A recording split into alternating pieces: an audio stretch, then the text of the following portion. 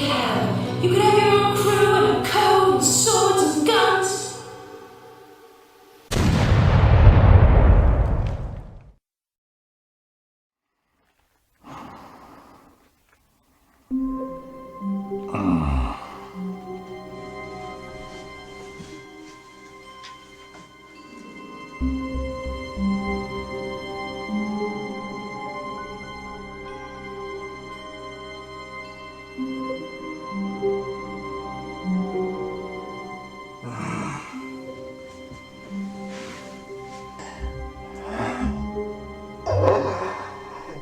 It is I, the Pumpkin.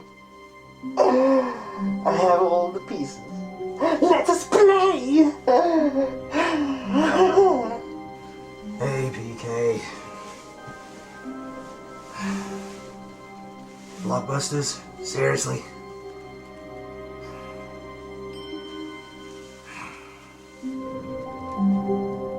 What is the unlawful killing of one person by another? I'm sure you know that well enough.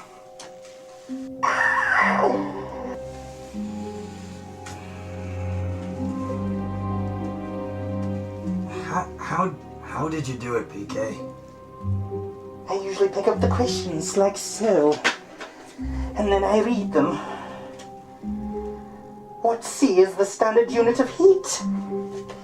Children! No, what I mean is, how did you release yourself from your host? Well, I used to like the patch, and then Bob Holness came and pulled me from the ground. Look, stop talking shit. I know you can talk normally, just do it for once. Alright. Are you wanting to be human again? Are you wanting me to kill the one known as Dave? You are a naughty boy, aren't you? I'm realizing that I may be stronger if I... No, it doesn't work that way. This relationship between you and Dave is the reason why the power of the doppelgangers works. Wait, doppelgangers? That's what we're called? I guess when Aaron changed you into that mask, he never really told you what you were, did he? Aaron? You mean Jeff? I mean, Keith? I mean... It is okay. He would have not had the same name with you. His name has changed over the years, but we all know who he is. Don't we? Okay, so I ask again. You're a doppelganger, but you haven't got a host. How did you do it? Oh, you know, it starts off like you are thinking. They're possibly breaking out of being a double of a living person with a mask. Maybe you can totally take over their life and run the show. You've realised that hasn't worked because you've had to put them somewhere in your mind. You've created a friendship with the person that you're trying to create bad luck for. Soon enough it will consume you. You will have enough strength to go alone and stop the one who imprisoned us. The only way I knew how was me to lose my mind.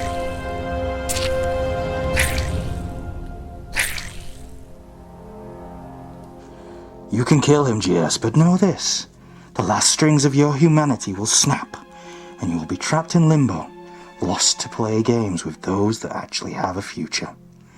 If you want to stop the devil, you have to learn from others' mistakes. Could you kill the one thing that you are basing your entire life on?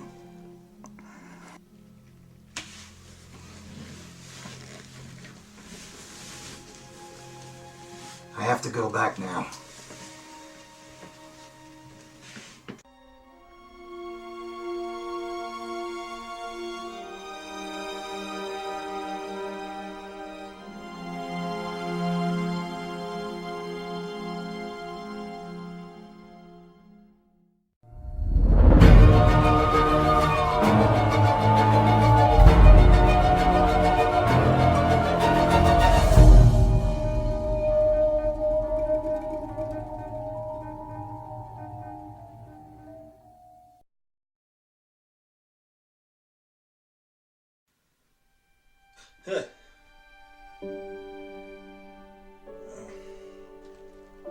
Oh, hey Dave. How are you?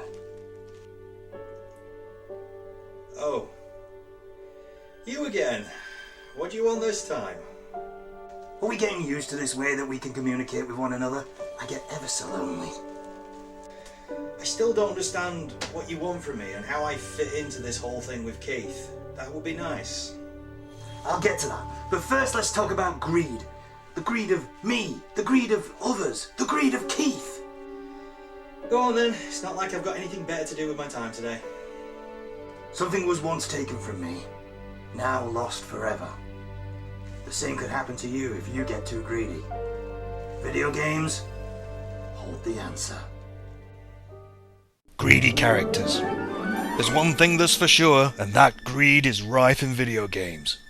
There are no shortage of greedy characters in games from the likes of Scrooge McDuck and Wario, completely comical in their greedy desires. Who hasn't come across the greedy merchant trying to make a quick buck off of the heroes destined to save the world? Hey, how about a discount for saving your arses? In Spyro, the merchant is even called Moneybags. At least you know what you're getting with that guy. Worse still are the travelling merchants, journeying through treacherous terrain and slaying powerful beasts so they can just rip you off. Nico must have a golden litter tray in Secret of Mana. A fairy walnut costs 1000 GP from that thieving cat. That's double the price from towns. How about an entire civilization dedicated to greed? Take the Morganites from Alpha Centauri, for example. Resources exist to be consumed, and consumed they will be. If not by this generation, then by some future. By what right does this forgotten future seek us to deny us our birthright? None, I say! Let us take what is ours, chew and eat our fill. CEO Nubatqueen Morgan, The Ethics of Greed. Greedy player actions. How about games where the goal is to be greedy? Surprisingly, there aren't too many. Sure, plenty of games have you collecting money or gold. In platformers, every RPG, strategy games, you name it, but it's always for a purpose like lives, equipment or construction. Not many about you swan diving into a pile of cash. Except maybe Assassin's Creed. How many shops does one assassin really need? More like Assassin's Greed, am I right? But GoldenSkull has been watching you, the player, and you have been found greedy. A game doesn't need to be about greed for you to show your true nature. Don't believe me? Well, tell me, have you ever been reduced to the walking pace of an athletic old man in Skyrim just because you're simply carrying too much shit? Do you really need all those weapons and sets of armor? Carrying too much. How about that mountain of potions you never touch? Let's face it, you're nothing but a hoarder, and hoarding is nothing but greed. Some games even know this. Take the expansion Dead Money for Fallout New Vegas. The last mission grants you a ton of gold that you can't possibly Some carry. foolishness about it lying in the middle of a city of dead. A city of ghosts. Beneath a blood-red cloud. A bright, shining monument, reaching out, luring treasure hunters to their doom. An illusion. A promise that you can change your fortunes. Begin again. Finding it, though. That's not the hard part. It's letting go. It's letting go. It's letting go. It's letting go. It's letting go.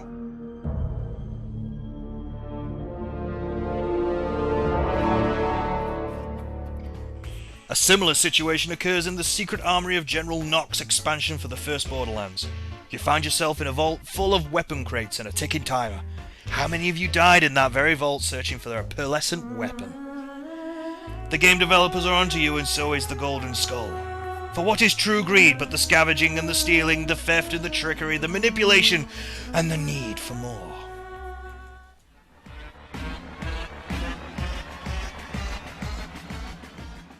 Thievery. Yes, perhaps the ultimate form of greed is thievery, and be honest, what won't you steal in a video game? You'll take anything from anyone if it isn't nailed down and it's going out the door with you. The game Thief is probably the best blatant example. The clue's definitely in the name with this one. You play Master Thief Garrett, a man with who values valuables and self-interest above all. Some hero, but I quite admire the guy, to be frank. So it seems to you, as Thief got 2 sequels and the inevitable reboot.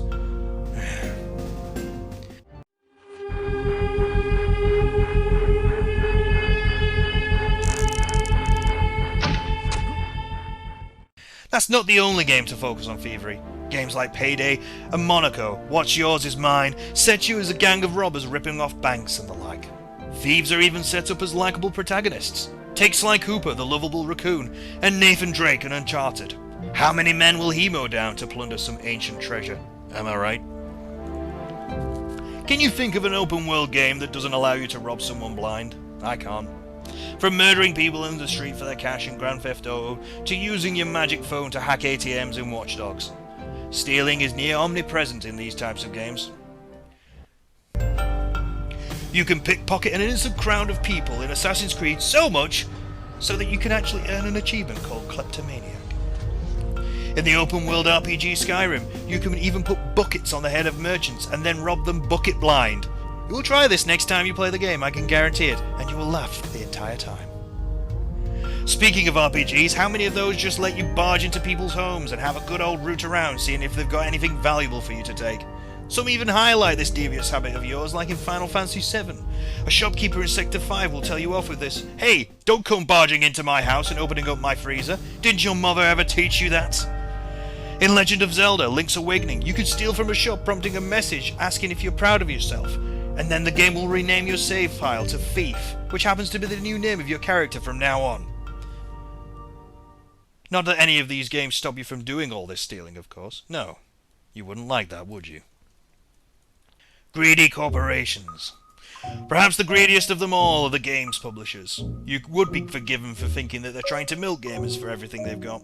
Stick greedy and video games into Google and that's probably all that you'll get. Take the overpriced DLC that is sometimes even on the disc. Microtransactions in full-price games. How greedy can you get? Selling you items and boosters. Hey, I remember when these things used to be called cheats, and they were free. How about those pre-order bonuses, eh? Way to make everyone who doesn't pre-order a game feel like they don't get the full game. Can we just have a trailer that doesn't slap a pre-order screen on at the end? Special editions, limited editions, collector's editions, all filled with shit. Does Watch Dogs really need 5 special editions? Really? It will not surprise you, Dave, that Keith himself is the head of one of these greedy games corporations. Keith, now CEO of Electrovision Snowstorm Software, has had a hand in some of the scummiest decisions ever to happen in games.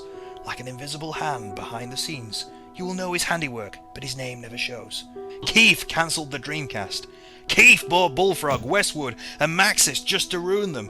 Keith is the reason why we don't have Shenmue 3 or StarCraft Ghost. Keith deleted an almost finished version of Half-Life 3. Keith invented DRM and online passes. Keith personally wrote the ending to Mass Effect 3. His greed has cost us all, and me most of all. He even stole my game. Now the world will never get the chance to play Super GoldenSkull. But he took something from me, Dave. Something more important than you'll never know. But that will be another story for another time. Why another time? Because. Why because? Because that would be greedy!